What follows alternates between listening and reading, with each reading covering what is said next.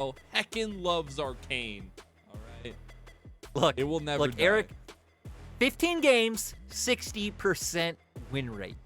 This is LGD's time to shine for top esports. They're going to lock in this Ryze. There it is. And now I'm curious if they do just go with the Aphelios here, or if maybe you want to try and take away something like the Lee Sin and just go towards that now. But no, they're going to leave that one open. Now we're going to see if Shadow wants to get his hands on the pick. That aggression come out. Just try to get something for Shadow that builds the confidence. As I said last game, feels like LGD live or die off the confidence that is gained in game itself. And love to see that continue on, or at least be present at some point in the series as Tahm Kench, the lock-in for LGD. So some safety in numbers, apparently, as they also lock in the Galio.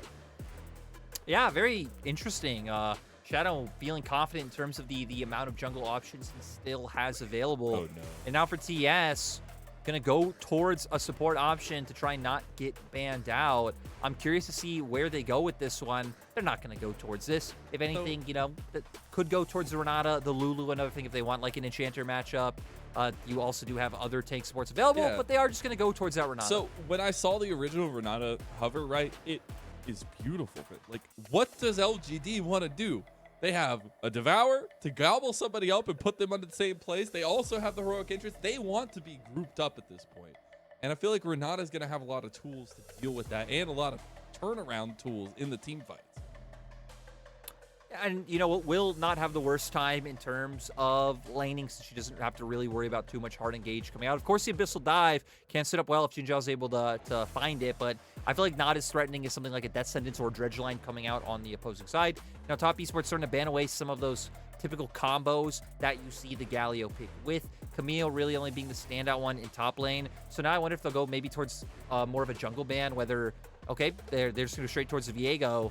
Now for TS, we're kind of looking at where they want to go with their next pick. Still haven't picked up junglers for yourself. Things like the Hecarim still on the table. Lee Sin there as well. Volibear, not been a huge pick for Tian, but if they want to keep going towards more of the mid-jungle aggression, which has really been signature for them this split. It absolutely has. And I think some of these bans are obviously pretty telling. The Akali actually joining the ban table again. LGD. Now we go to TES with their fourth pick to set up the final pick of the game. We did see last time around LGD didn't really utilize their counter pick all that heavily. And see if TES want to change that as Tian getting that Hecarim. And that is terrifying. It does leave the Lee Sin on the table for Shadow. Yeah, could go towards the Lee Sin, have a way of getting onto the back line, very squishy bottom lane as well that you can try and take advantage of. The JinJiao would be another option that I'm kind of surprised that he's been gravitating away from and just instantly locking in the Gnar. So now Wayward gonna get to show us a bit of spice, maybe.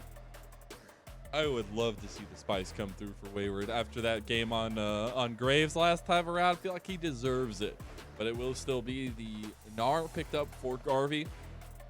Did not have the best showing in last game on that pick, was getting very heavily put down on the top side of the map and never really got out of it. This is going to be worse, it feels like, as Lucian locked in for Wayward in the top side.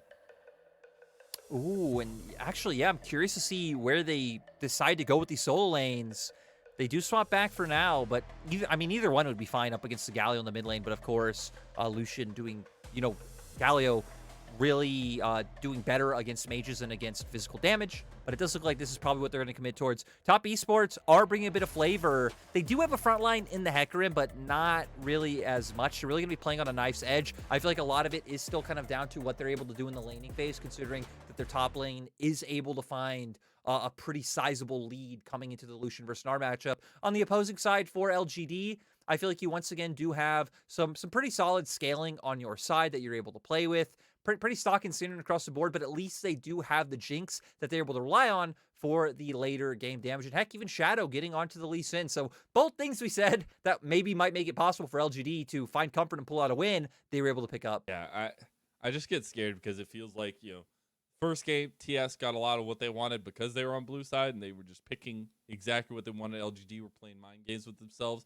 feels like a lot of the same for TS this time, right? They were very quick to pull the trigger on a lot of these picks. They're getting counter picks. They get a lot of things that feel comfortable for them. And yes, you're seeing both sides get a lot of what we wanted them to have going to the second game, but it comes down to execution, right? Garvey is going to have to do something against Wayward top. You cannot have that pressure valve just unleashed in the top side again like you did in game number 1.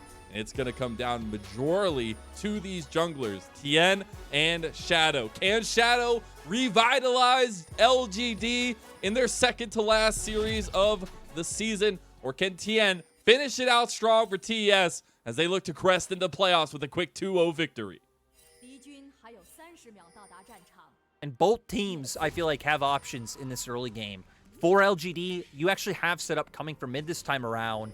You know, doing your E into a taunt coming out from Jay. You get that on the night. You set up the burst coming out from Shadow, and then you start having that global pressure where top esports bot lane, heck, top esports, both their side lanes, very fragile, very squishy. If they lose summoners or if they fall behind, it's very hard to walk up as a Ranata or as a Lucian on the opposite side of the map. So I feel like LGD actually do have some options to play with, especially once they hit that level 6 mark. For top esports, it's going to be a little bit of a juggling act. I think if their bot lane gets to level 6, they should be just fine, because then, of course, Mark does have his ultimate, which will make it much harder to dive onto them. So get them through the early laning phase, and then I feel like a lot of it's going to be hammering home Wayward's advantage in the top side, because when you pick this Lucian, you do expect to dominate in the laning phase. You do want to get him taking a bunch of plates early on and get him to be this massive monster. Absolutely, and I feel like it does. I mean, we're talking about the side lanes, top and bottom a lot, but it is the mid jungle that will be the machine that runs a lot of that. And from what we saw last game, right, that synergy at level 6 is what we're looking at. The Realm Warps from Knight, the heroic entrances from Jay to respond as we get a nice level 1 tussle going in favor of Wayward heavily. Yeah, I mean, just, you know, having the Q, which then sets him up for the passive to get even more DPS and damage off the press the attack there for the added benefit. And this is what's going to be curious, right? Because you're kind of hitting on mid-jungle to where, for TS, it really shouldn't be able to win out early on. LGD have easier time setting up the CC and just more burst coming out from the Lee Sin. The thing I'm curious to see is if they'd want to try and opt into punishing the Hecarim on the opposite side, but without really having the same amount of pressure coming out from their top side, it will be quite hard. Indeed. Level 2 was completed by LGD's bot lane first. They got the dive onto the Abyssal dive onto JackeyLove and Mark. Didn't hit, though, and a lot of damage back onto JinJiao puts them worse for wear. Shadow will be spotted out by the wards here towards the Rift Herald pit. He actually goes for a bit of an aggressive play. You get the handshake onto JinJiao, but now Eric is the one that's in some trouble here. Calibrum putting in some damage from JackeyLove, backing them into a corner here. The health bars sub 100 won't come to fruition, as Shadow found himself on the wrong side of dodge. He needs to get away from Sheriff Wayward. And for LGD, right, we were hitting on how, at least in terms of early game, they have more set up from mid with their jungle. But in terms of top lane, Wayward's just so strong in these trades. Not going to be able to look up here is a bit of a cheeky path coming out from Tian. Even hits level 4, so has a level advantage on Shadow right now. And I love this. Going into the enemy jungle to start taking away some of these camps. Jay will be able to move here first. Oh my god, what is this lyric? They're winning all over the map.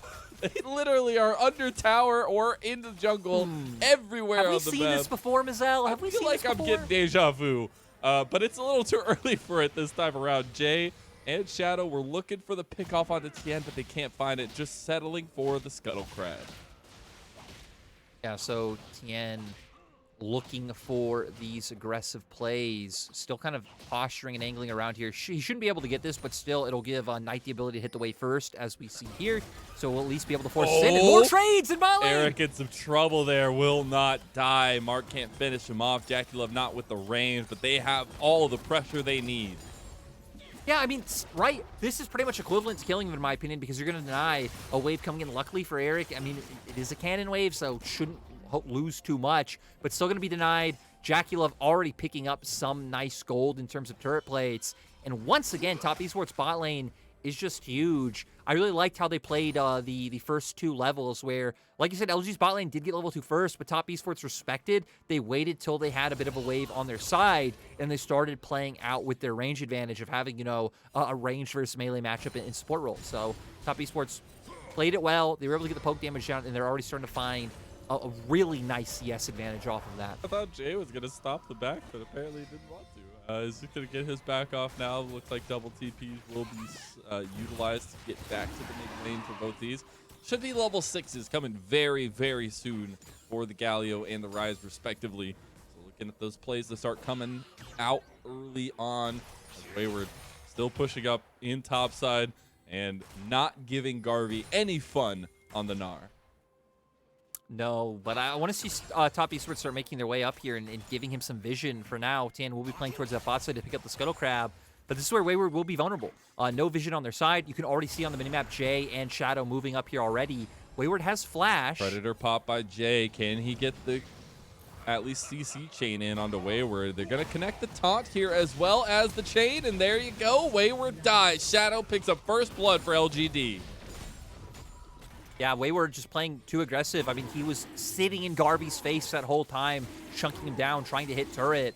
Opens up for Tian to take this dragon on the opposite side, but this is why we were just sitting on the vision, needing to come out for the side of top Esports in that top lane.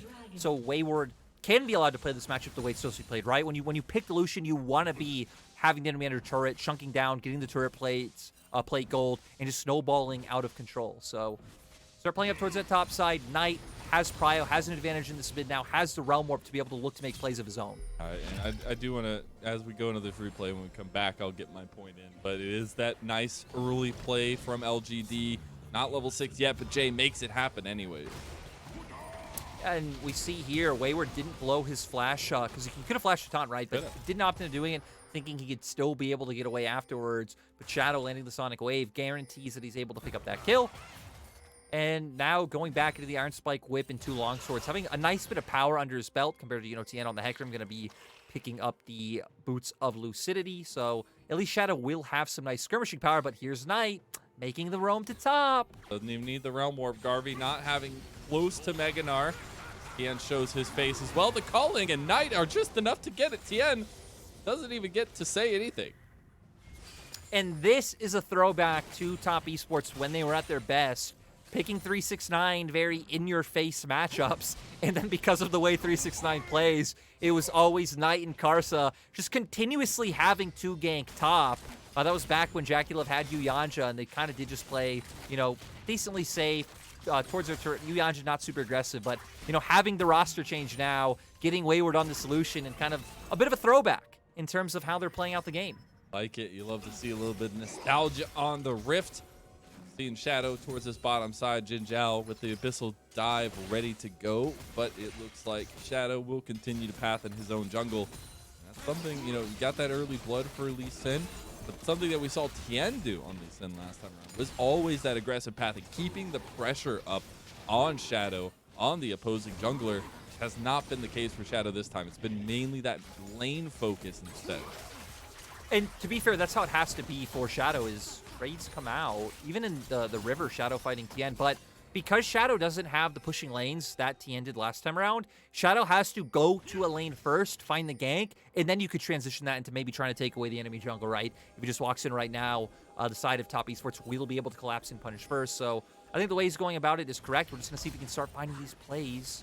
Jay was roaming up topside just in case Garvey got engaged on, but here in mid lane, Shadow shows up to help Jay pick up the kill onto Knight. They don't have CC, and he gets out. They used it all. Knight with the genius play, and this is why the mid laner for TES is so damn good. Yeah, but we're already moving down towards the spot side. TES have a wave. Carousel don't stop turning. Hostile takeover, and LGD have been completely taken over on the bottom side. A double kill for Tian. And JackeyLove, I mean, he's going to be making his way up to maybe more than 1,000 gold lead, sitting just shy of it right now over Eric. I got to say, going back to that mid lane play, though, it was a little bit tragic, because Shadow even landed the Sonic Wave through all those minions. I thought they'd have enough bursts. They didn't. Still, they are able to pick up the Rift Herald, so they at least get something. The problem is, I mean, like, having Rift Herald when you don't have lanes that are already winning by themselves makes it, like, very hard to find a place to just naturally put it down. You're going to have to commit to maybe moving Jay over or moving Jay and JinJiao to make that play. We're going to go straight to the replay here. Shadow goes for the kick. You go straight into the taunt. So like I said, CC. Sonic Wave lands. They couldn't even get it on the Realm Warp. Yeah, not able to do it. And just able to get away for Knight. Nice by TS, right? Knight gets away, doesn't go down. You make that play on bot side. You accelerate JackeyLove even more. And Give 2 JackeyLove kills to got Tian. extremely close to that mythic. Yeah, exactly. It's again happening to where everybody is feeling like they're part of this game, right? You have a 30 CS lead for JackeyLove at the bottom lane, and now Tian with 2 kills on the Hecarim. The snowball's starting to form again, and it is mighty scary for LGD. Even Wayward, who is 0-1, remember, he has gotten 2 plates by himself, so even he is pretty massive at this point in time. Going at it. Fisticuffs a bear for Garvey there, but Tian is here to make sure it goes in favor of Wayward. Doesn't get the kill, actually. Gnar almost achieved. Here comes Shadow on the backside. Need to get out of there with the blast code. Shadow connects the Sonic Wave, but there's the onslaught of Shadows to get Tian out. I also think Tian is a little bit lucky just for the fact that Tian's ultimate had just come up, like literally right then and there, able to get away. Jay was already hovering over and would have been there before Knight would have been able to respond. Does Knight already do that much damage? He hasn't even completed a full item yet. Meanwhile, you got the handshake going in. Moonlight Vigil goes wide. JackeyLove now in some trouble here. He's getting low. He has to flash, but he still is going to die to the Devour. Under tower goes JackeyLove, and JinJiao gets the kill. Oh, and LGD continuing the aggression. And, oh, hostile Mark. takeover, though. Nicely done, Mark, to get out of that one. Quick feet and quick thinking. You know, Mark is just like Tian. Hostile takeover just came up. It wasn't up when JackeyLove went down, or, you know, would have been used. So Mark able to get away. But, my God, the over-aggression coming through. Like I said, Moonlight Vigil completely whiffed. So Top Esports finally starting to get a little bit punished for the aggression coming out and some mistakes being shown. But heck, now look at JackeyLove. No. Gale Force being picked up. We get a replay. So I was going to point out the flash. So he flashes to try to get away from the chompers here, but he flashes into the chompers. I guess he had already activated it. But yeah, it's just that extra aggression from JackeyLove and Mark kind of paying dividends for LGD. And then not able to get over the wall either. Like, yeah, it was pretty rough for JackeyLove. But still, again, has the Gale Force now. Can start looking for a lot more of those aggressive plays. No ultis on either side of both bot lanes. So could be a little bit impactful in terms of those 2v2s that are going to be potentially coming through. And both teams now looking towards Dragon. LGD are at mid first. Shadow can just drop Herald here. Yeah, they do have Herald. Needs to be dropped here pretty soon. Is TS moving up behind Jay up here as Shadow is dropping that finally in the mid lane, and Knight will be there to defend it. I think this should be a Dragon in TES. They aren't keeping a lot of bodies down there, and Tian's just trying to defend here as charge goes off, plates go down. Yeah, but it looks like Shadow heading up towards his top side. My God, no Garvey. wave for LGD. Calling is ready for a Wayward, and Garvey needs to be really, really careful here. Shadow still has a lot of damage in his tank. Wayward not very strong himself. Jay is here with the Predator. He's trying to TP out. He doesn't make it. The CC chain finally lands. Shadow gets the kill. Yeah, having to commit the flash from Jay to cancel that teleport. Wayward was playing on a knife's edge that whole time. He knew that they were up there. He saw Shadow cut through mid lane, drop the Herald, and can expect that the dive was going to come through. But honestly, just overstaying a little bit, trying to, throw out that minion wave, getting a good trade on the Garvey, and just thinking he'd be able to get away. But at least Top Esports are able to answer on the bottom side of the map, with JackeyLove picking this one up. But LGD did make a pretty nice rotation of already sending their bot lane to mid, so at least Eric is still picking up golden experience. And LGD themselves have gotten 7 plates in this early game, as well as we're just about to cross that 14-minute mark. So much different state of the game than it was last time around, where TS were pretty much already put the T's and I's in place here in game number 1. So love to see this bounce back. Love to see some of that aggression come out for LGD. We'll get some item completions coming across here, as well as we have most mythics for TES. Hullbreaker just completed for Garvey in the top side. And I'm really curious to see how this game pans out from here going into the mid game, because Top Esports comp is very... Again, I feel like fragile is the best word for it. You have very strong side lane potential coming through with having the Ryze and the Lucian, and both of them are already ahead in their individual matchups. In terms of 5v5s, the Ranata does mitigate a lot of what LGD wants to do. Shadow, are you caught out? Mark trying Shadow's to get out fine. of there, yeah. Don't know if that was the most calm attempt from Mark, as be the handshake to stop Shadow from moving forward. Joining Wayward up here, though. Going back to my point real quick, it's, it's still you have a very squishy composition for TES, so if LGD can get on a member, you can burst them out right away, and you do have a front line for LGD. You have a lot of strong tanks who will be able to absorb some damage. So, again, I feel like for top esports, it is going to be interesting to see how they play it, because they definitely do have an advantage, I think, in how they can play out the map. But one misstep by any member, they are instantly deleted. LGD have numbers advantage and can win fights. Yeah, absolutely. We do want to check in the state of the game, though. Knight was pushing in the bottom side. Will have to be responded to by Jay. Shadow trying to go for the play on JackeyLove, but can't find it there. Quick kick back into the rest of the team. Garvey with the Mega Gnar right ready to go. Shadow has to dash over the wall with the ward chop. Again with the fancy moves there over the wall, but there's the onslaught of shadows. Oh my goodness. So great execution there from Tian. Able to get away, but still, LGD are the ones keeping up pressure in this river area. Garvey is about to lose Mega Gnar, though, so a lot of their power will be gone. And top esports do have some range to play off with the fact that they have, double marksman. No need to fight this, though. A smite is available for Tian, but the Rift Herald just going to go down. Now they've been caught. As hostile takeover comes through, Tian on the backside. They're taking out Jay. They have split this fight completely. LGD don't even know what to do. But now LGD moving forward. Abyssal dive goes too wide. Heroic entrance is utilized. Jay put himself out, but he will not die just yet. This is such a neck-and-neck fight, but TES do not want to give it up yet. No, top esports, we saw, again, playing on that edge. They have the range to be able to try and chunk them out before a fight starts. Once LGD look for the engage, having to commit a lot of those flashes to get away. Look, LGD are coming. They want it, though. It's a 3v4 at this point. Mega Gnar available just now for the side of Garvey, but he doesn't have the ulti just yet. I believe it just came off cooldown. Can't get in there to use it, and TES make it out alive. And overall, LGD pick up the Herald, and top esports had to commit more summoners. Top esports lost 3 flashes. Mark, JackeyLove, and Wayward all having to get away. And now this is the area, the time, where LGD can capitalize. When top esports comp doesn't have their flashes, it is so much easier to be able to find those engages. You're pretty much just relying on the hostile takeover to disengage and dissuade them from coming into you. But LGD have numerous ways, whether it's, Garvey, finding a hop in or a flank and getting that ultimate. Jay being able to get in there with Predator. Shadow having numerous ways, being on the Lucian, ward hop, a flash, a Q. So I feel like top esports gonna have a lot to worry about with these flashes down. There'll be a tower traded for LGD. Get their first tower of the game to match JackeyLove's early tower on the bottom side. Now we do see a lot of bodies in the mid lane as a bunch of TS members coming this way. Get priority in mid to snowball that into the dragon is the name of the game. Yeah, top esports already here. They are able to get a bit of shallow vision down. They don't really have too much deep vision for their side, but I really do feel like it is crucial for them to be on the objective first. It's very hard for them to find a way to brute force into river. It's pretty much just Tian running in. They got to get some of this damage down coming out from the Lucian and the Aphelios.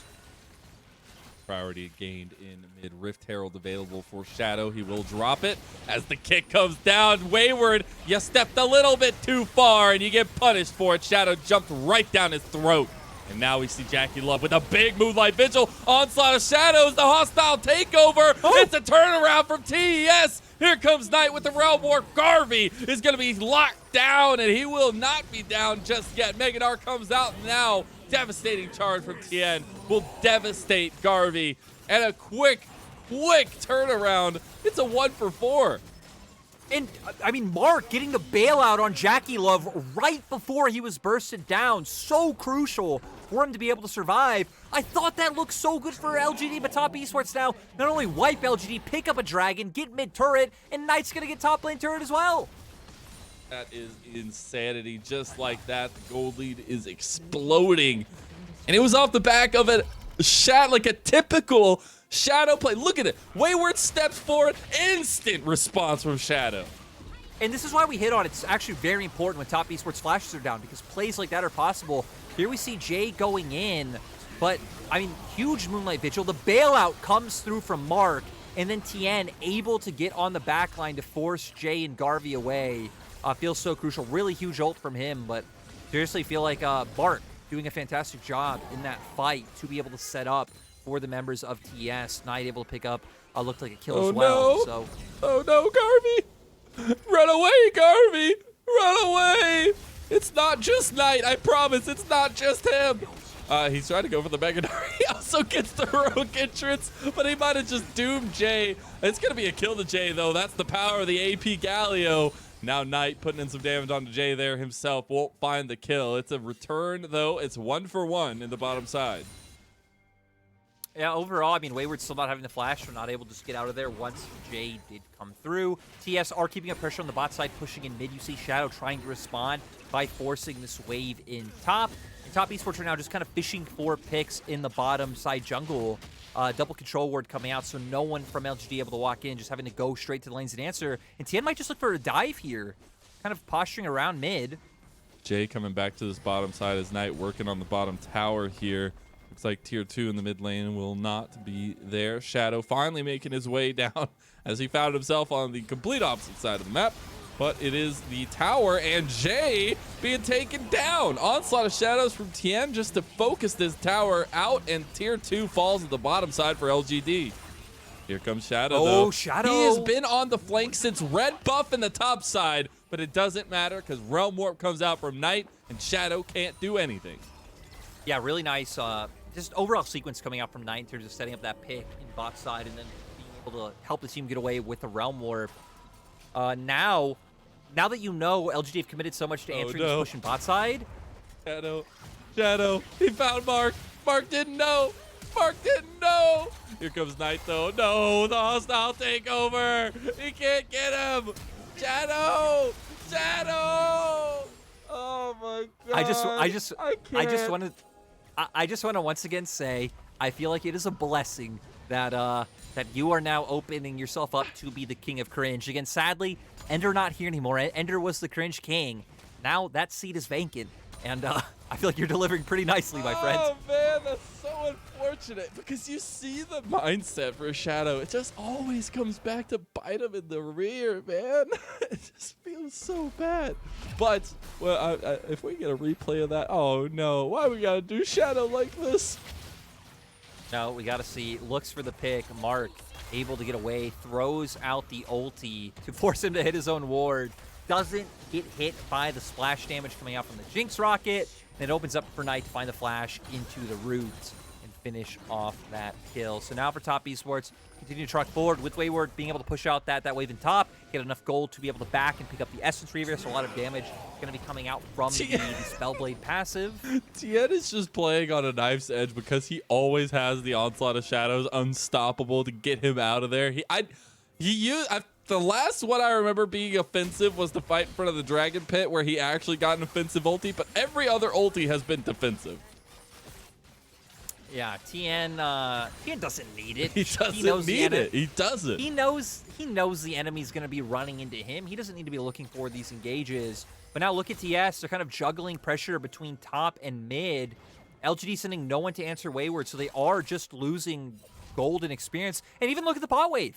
Even that is pushing into LGD and no one answering. So LGD is losing a lot of passive gold. They have to fight Garvey this. top now. It's 20 seconds till Soul comes down for TES. Yes, it's the Cloud Soul, but you still don't want to give that over to any of these members of TES. Shadow, again on the flank. He has been very big brain, at least in his positionings. The execution, maybe to follow afterwards, as here he comes on the side. You have LGD taking prio in mid, but this is what you wanted for TES. They need to set up in front of the objectives, and here they are with Tian on the flank. And I feel like top Esports feel confident because they have some wards behind them. They don't know that Shadow's behind them, though. Tian trying to get the engage. Hostile takeover came out, but Shadow's still not doing anything. There goes Tian over the side. Now Shadow is just in an awkward position. I don't know what to say here as the beautiful kick on a JackeyLove, but that's the bailout. He still dies because of it. Now Eric is excited. Tian needs to shut down Eric, but he can't get to him. He doesn't kill him, and Knight is the only one left with Mark, but he's chasing them down, and Knight is finishing them all off. Oh my God, it's an ace for TES, and that's gotta be a nail in the coffin for LGD. And this is why we've highlighted that Knight has been the standout player for the side, of top Esports, because he's able to find these avenues. He's able to find the windows to bring the fight back. 8-0-3 now on the Ryze. They picked up Soul. He's able to push in mid and guarantee this turret. Nice to see when Honestly, I kind of thought Shadow was trolling at first, but it was actually huge. Waits for the moment to find the enemy AD carry.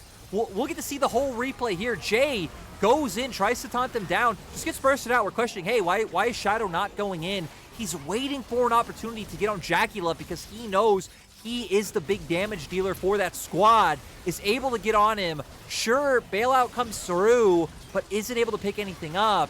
And this sort of thing starts turning around because no one's able to bring Eric down.